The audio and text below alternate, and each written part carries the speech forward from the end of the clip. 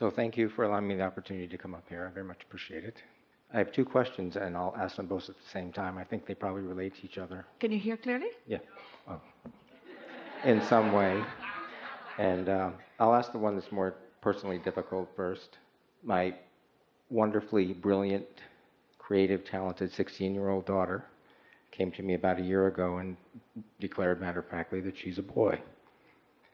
And she is brilliantly happy, content, living the way that I think we all want to live. And I want to encourage her and accept her in her life and allow her to become who she is. Allow her to be who she is. Who she is. It's difficult, though, for 16 years or 15 years. She's been my little girl, and now she's not anymore. And it's hard for me to sort of allow her or to facilitate for her or let her be who she is when I still have that perception of her. When you think about it, that's true of everyone who is moving along.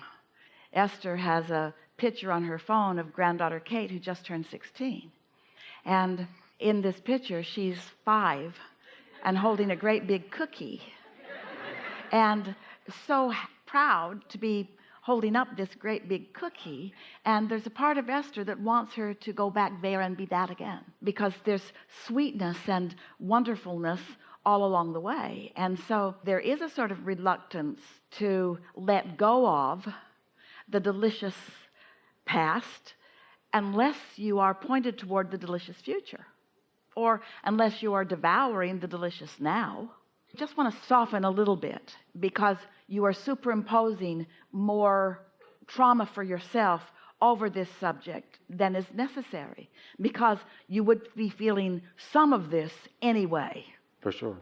Yeah. There seems to be an impasse in my psyche with this gender issue. It doesn't quite allow me to progress the way I might if this hadn't happened. And, obviously I can't change the circumstance, but I don't want to see her, I don't want to love her any less. And I don't, but there's something in the way somehow. I don't know. And what you said, that this would be happening anyway, some element of this is absolutely true. I recognize that. Well, there's a bigger conversation, there's a bigger issue that this is pointing to. And what that is that as a perceiver of things standing in a human body, there is a sort of abnormal desire on the part of all humans to want stability, to want some things to remain in a way that I can get my thoughts around them. In other words, most people don't want to be very flexible with their life experience. And there is something so big and important about that, because you've got to be flexible with your life experience, because you can't stand still. Because in every moment of every day, experiences are giving you desires that you then must move toward. You just cannot stand still, nor can anyone else. So sometimes, a lovely woman sat in the hot seat just a little bit ago and described a child who came with a determination to be different enough that you had to not try to pigeonhole her into a place in order to be happy. And this is the same conversation. I will not be pigeonholed for your satisfaction. Such an important thing for deliberate creative beings to understand, that sometimes there are powerful agreements that say, I'm going to surprise you and you're going to adapt and you're going to like the adaptation. Not you're going to love me anyway. You're going to like the personal exposure to becoming an adaptive being that I'm going to provide for you. Not I'm going to be one thing and you're going to love the one thing, and then I'm going to be another thing and you're going to love the other thing. That's not the attitude. That's not the intention. It's that I'm going to be a catalyst for you to be flexible in your perceiving of this world. Well, I got the 1-2 punch on that.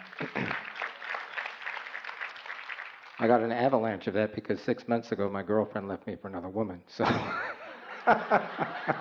it's coming hard and heavy. So